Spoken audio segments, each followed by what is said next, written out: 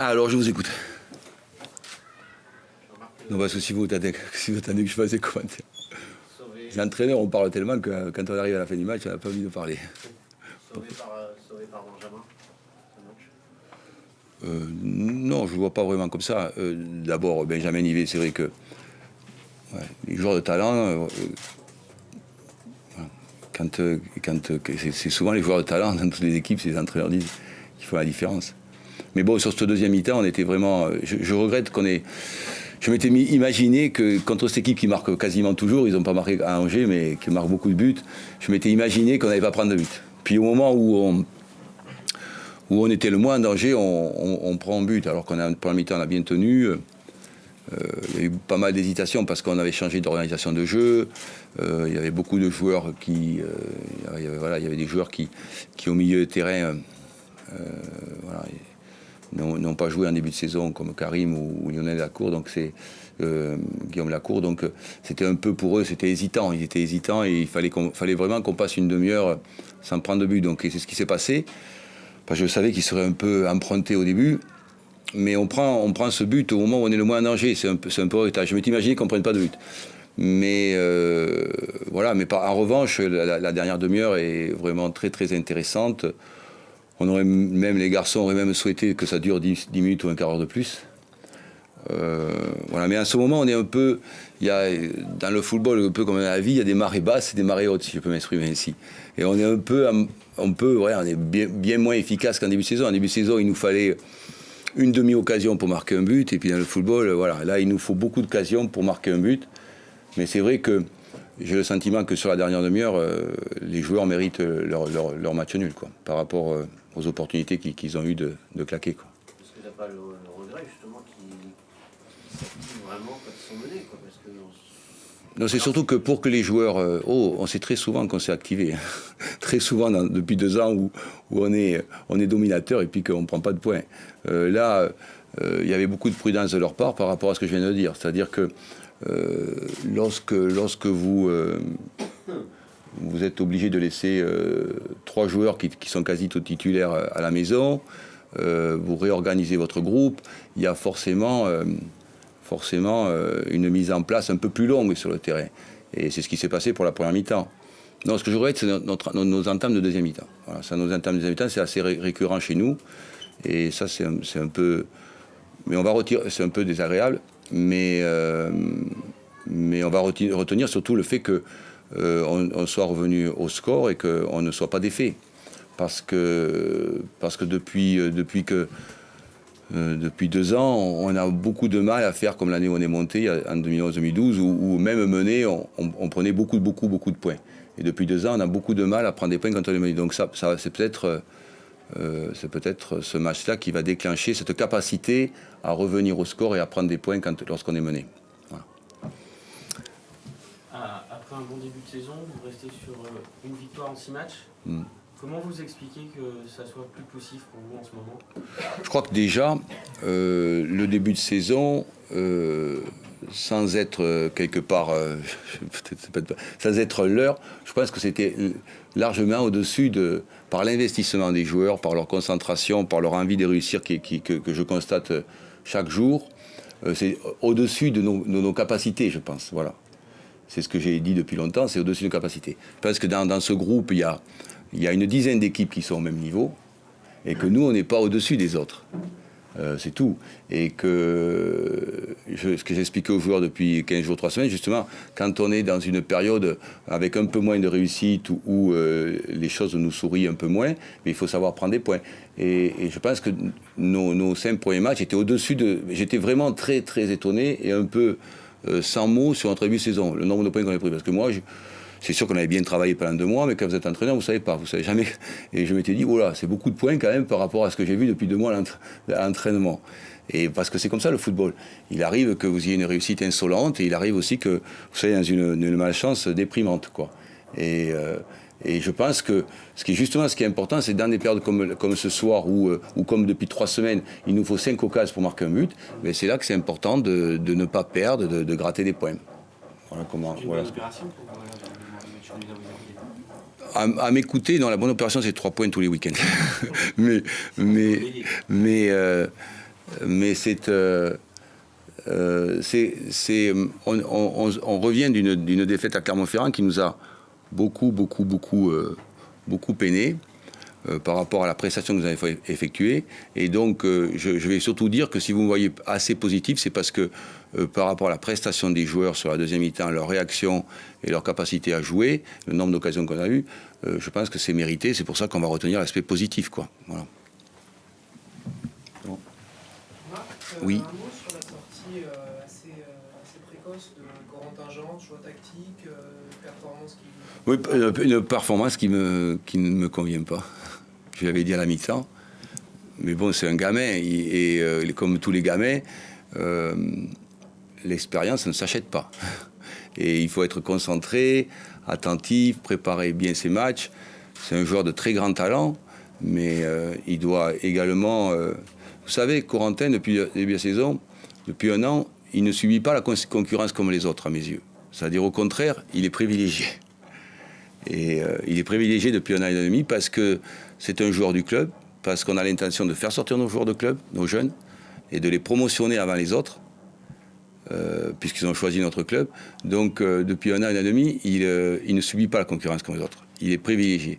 Donc, de temps en temps, il faut lui faire comprendre que et quand la performance n'est pas là, eh bien, il faut qu'il sorte. Voilà. Et ça veut dire que comme Henry n'est pas très bien non plus, ça veut dire que c'est offensivement que ça pêche. Non, moi j'ai trouvé Henry ce soir, par rapport effectivement à son état de forme, qui est, moi, à mon avis, il est à 60% de ses capacités. Je l'ai trouvé justement ce que n'est pas encore capable de faire un gamin.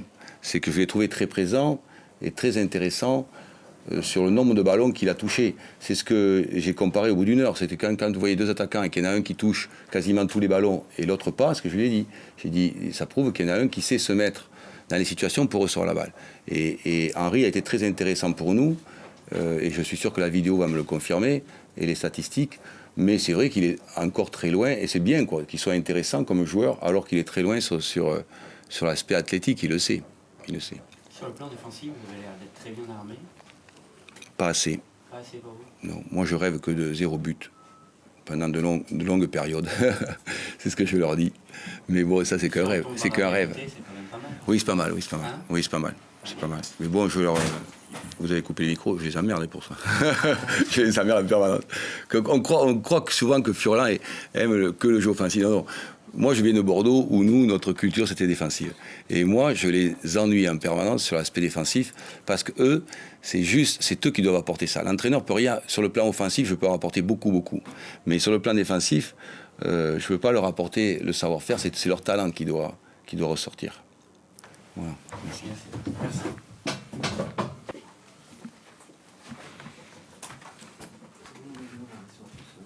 Sorti, bah, du coup, on attaque nous. On va, ouais,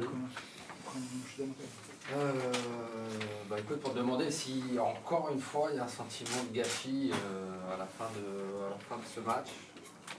Si on prend le match dans son ensemble, non. Parce que battre 3 aujourd'hui, vu la physionomie du match et notamment de la seconde période, ça aurait quand même été cruel pour cette équipe troyenne. Après, quand on prend un but à la dernière minute, évidemment que...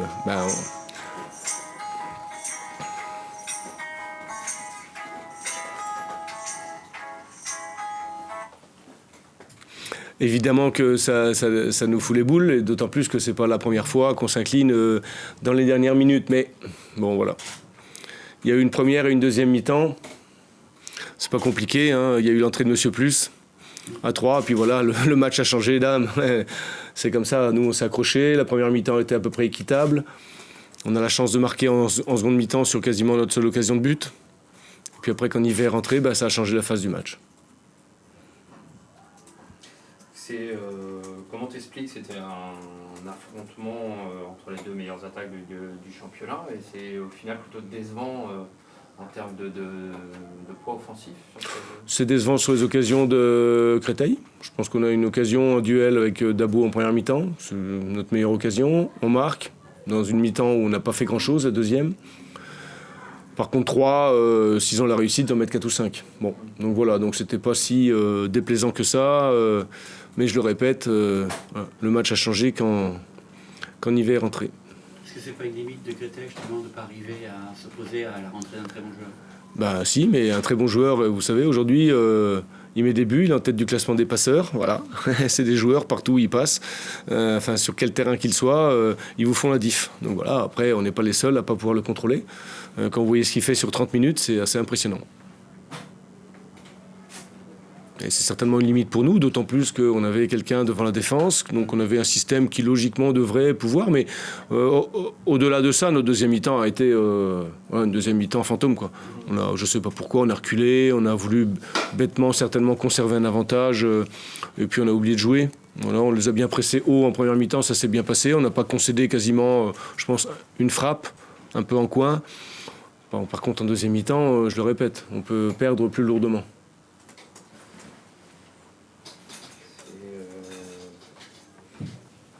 Mauvaise opération de Lucas à domicile, vous avancez vraiment pas, même si vous restez invaincu, vous restez à 2 points de la on a gagné 2 matchs sur 11, hein, donc on ne peut pas espérer non plus être très haut au classement. Le Gazélec d'Ajaccio, aujourd'hui, sont deuxième, ils ont gagné 6 matchs, donc évidemment, voilà. Mais il faut qu'on soit aussi capable, nous, de faire un match complet. Je répète, la première mi-temps était dans le plan de jeu, c'est-à-dire les empêcher de jouer, gratter des ballons, les obliger le gardien à dégager parce qu'on sait que c'est pas trop ce qu'ils aiment faire. Bon, en deuxième mi-temps, je sais pas, c'était difficile en deuxième mi-temps de trouver quelqu'un qui pouvait mettre un peu d'ordre dans la maison US Créteil.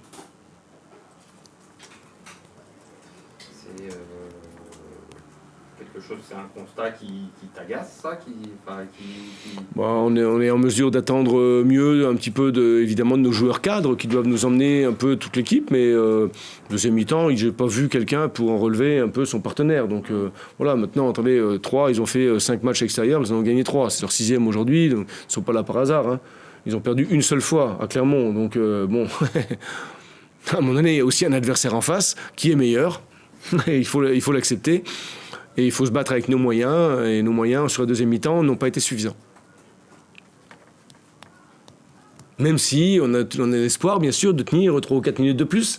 Bon, on sentait quand même, depuis l'heure de jeu, que ça chauffait sec.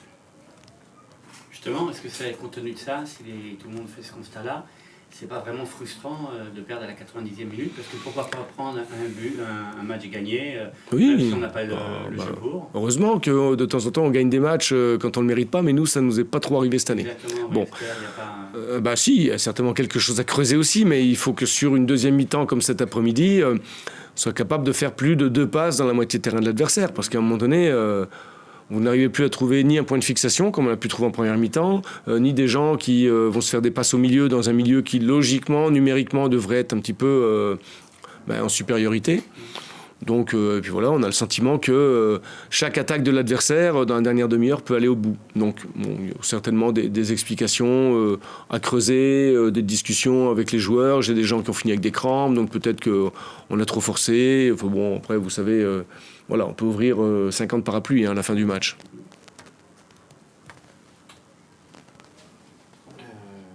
Là, sur le constat, sur l'effectif, tout le monde dit depuis le départ que cette équipe devrait être plus forte que celle de l'année dernière. Elle n'arrive pas à décoller. Comment ça se fait Non, mais j'ai vu Sagnol, il a dit un très bon truc. Hein. Il a dit, moi j'ai vu plein de films, mais je ne suis pas critique de cinéma. Donc aujourd'hui, il y a plein de gens qui donnent des avis sur les équipes ou l'équipe de l'US Créteil. Bon, c'est très très bien. Après, on est avec nos forces et nos défauts. Et qu'aujourd'hui, ces forces et ces défauts, ils n'arrivent pas suffisamment à s'équilibrer pour qu'on ait un championnat un petit peu plus tranquille. Voilà. Donc après, si on se base uniquement sur les effectifs, la feuille de match, pour dire on doit gagner avec Piquion, on doit gagner avec Ilunga, on doit gagner avec Dias, on doit gagner avec Le Sage, avec je ne sais qui, bon, je veux dire, il n'y a même pas besoin d'aller sur le terrain. La réalité, elle est autre. La réalité, elle est que les matchs, c'est difficile à gagner. On le voit encore ce soir, cet après-midi, puisqu'on peut aussi nous remporter un match contre le cours du jeu. Donc c'est très bien de donner des avis sur l'équipe. J'entends aussi qu'on doit presque monter en Ligue 1, mais enfin bon, voilà. À un moment donné, il faut regarder les productions qu'on fait depuis le début. Et sur nos productions, on ne mérite pas franchement d'être beaucoup plus haut. Ça veut dire qu'il y a quand même une marge de progression. Oui, mais je veux dire, à un moment donné, il faut aussi que cette équipe, elle s'ouvre quand on est dans les moments de souffrance pour pouvoir souffrir ensemble. Ce qu'on a assez bien fait quand même ce soir, parce qu'on l'a plié que sur la fin, c'est dommage. mais qu'elle soit capable aussi techniquement. Et là, je pense que j'ai quand même là, oui, dans mon effectif, des gens qui doivent donner un coup de main, quoi. Un peu plus que ce qu'on a vu cet après-midi sur la deuxième mi-temps. J'ai dit, vous prenez Jean-Michel Lesage à la fin du match, il est énervé, quoi. Parce que parce qu'on fait pas 3 passes, parce qu'on se précipite, parce que je sais pas quoi, parce que voilà. À un moment, le classement fait que vous avez un peu le feu aux fesses, ce qu'il ne faudrait pas. Mais bon, ça, c'est des réactions humaines, hein. Est-ce que aujourd'hui, je reviens là-dessus, vous êtes à 2 points de la zone rouge, vous avez gagné un match sur les 9 derniers, je crois, enfin, forcément si vous en gagnez 2 sur 11. Est-ce que tu es inquiet? Ben, non, mais c'est pas aujourd'hui histoire d'être inquiet. Avec 2 matchs sur 11, sur la moyenne, avec ça, vous descendez. Bon, c'est pas compliqué, il faut appeler un chat, hein, c'est pas... On va pas discuter, faire des ronds de jambes et puis tourner la langue 7 fois dans sa bouche. Donc voilà, donc c'est insuffisant. Donc il faut qu'on arrive à un moment donné... à gagner plus de matchs. Alors, ça sera soit en faisant de meilleures productions, ça peut être soit en étant un petit peu plus solide. Je rappelle quand même qu'à Dijon, on prend un but à la fin. Contre Niort, on prend un but à la fin. Il y a au moins 4-5 matchs où, à un moment donné, on prend des buts. Bon, on sait bien que 3, ils méritent d'égaliser. Sur la deuxième mi-temps, on n'a pas envie de voir Nivet tout seul dans la surface de réparation pour mettre un coup de tête. Donc voilà. Ou surtout le centre. Une passivité sur le centre. Enfin, les mecs qui centrent, ils sont dans du velours. Il reste 4 minutes de jeu. Je veux dire, à un moment donné, ça vaut 3 points, quoi. On a envie de voir des gens qui se jettent sur le centreur. On a envie de voir des gens qui sont au marquage sur Nivet. Je ne veux pas dire on a envie de voir le gardien sortir le ballon, parce que je pense que cet après-midi, il a fait quand même pas mal d'arrêts. Parce que justement, la qualité défensive de Créteil avec des joueurs, on va dire qu'il y a quand même un beau secteur défensif, ne fait pas intrinsèquement qu'ils acceptent plus facilement de défendre que d'attaquer.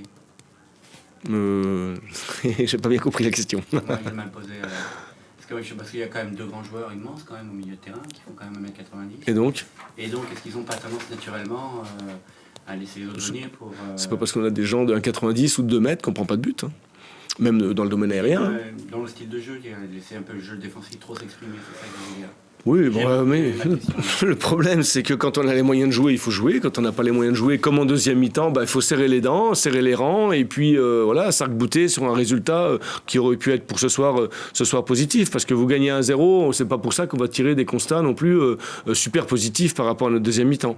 Donc c'est pas parce qu'on fait 1-1 non plus qu'il faut tout le temps s'alarmer ou etc. Il faut bien analyser, mais c'est vrai qu'à un moment donné du match, et comme cet après-midi, et comme souvent depuis le début de saison, on a une certaine fébrilité qui s'empare de notre équipe et qui fait qu'à un moment donné, on fait des trucs invraisemblables, quoi. Du style une touche directement sur la poitrine d'un adversaire, enfin des choses qu'on a du mal à comprendre. Mais bon, voilà, donc c'est certainement nos limites, comme on le disait tout à l'heure.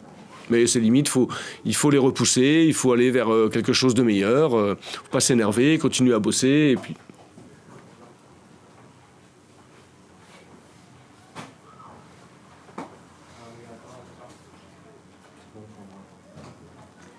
C'est bon ? Ben merci.